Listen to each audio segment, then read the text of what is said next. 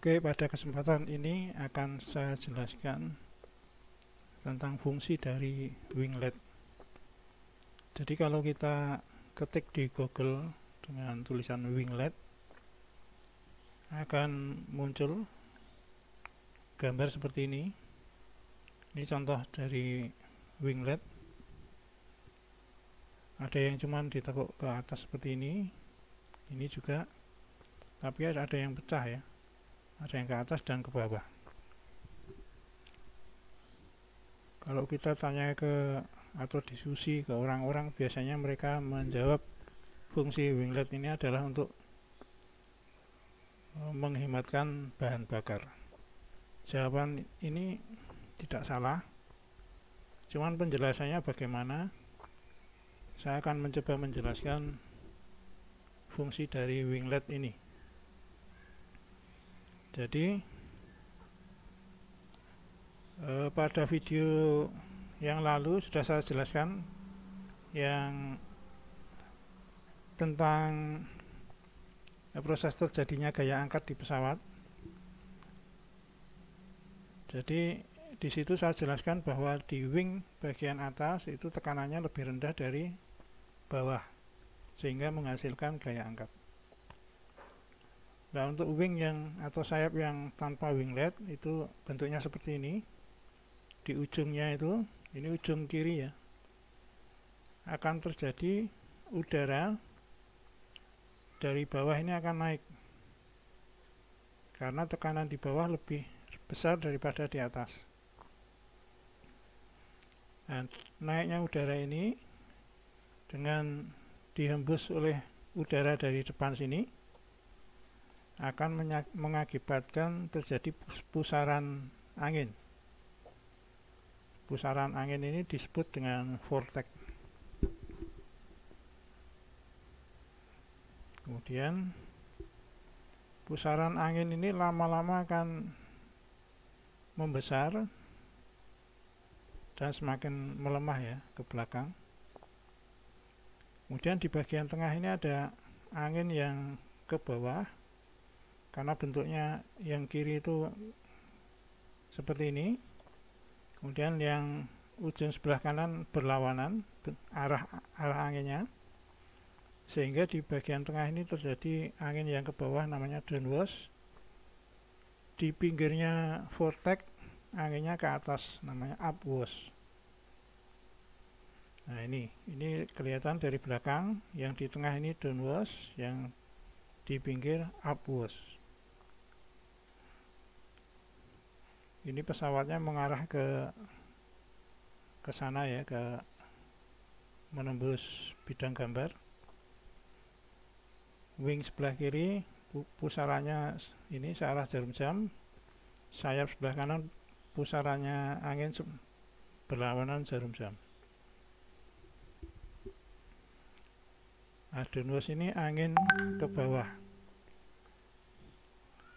Kalau digambarkan pada bidang airfoil ini, downwash ini vektornya ini ke bawah ini.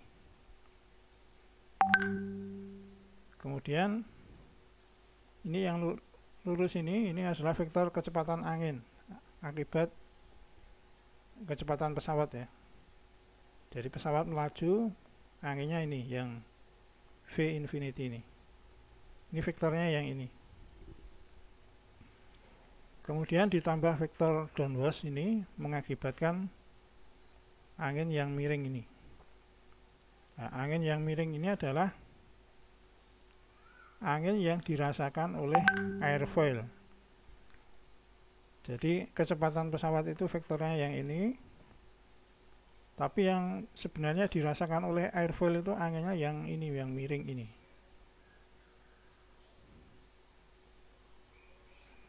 Ya, apa akibatnya anginnya berbelok seperti ini? Akibatnya ini. Jadi ini anginnya yang berbelok yang ini yang dirasakan oleh airfoil.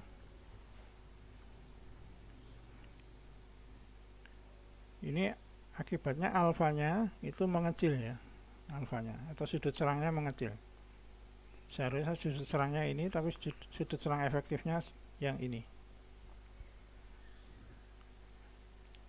arah angin yang belok ini menyebabkan lift gaya angkat itu vektornya yang seharusnya tegak ini atau tegak lurus dengan arah angin ini, arah kecepatan ini, akibatnya karena anginnya berbelok, lift ini akan ambruk ya, atau doyong agak ke kanan dikit, sehingga ini akibatnya sejajar dengan yang miring ini, yang arah angin efektif ini, arah angin yang dirasakan oleh airfoil. Karena ambruk kemudian diproyeksikan terhadap vektor angin ini, akibatnya muncul vektor ini yang kecil ini yang namanya induced drag atau drag tambahan karena adanya downwash tadi. Jadi dragnya itu seharusnya cuman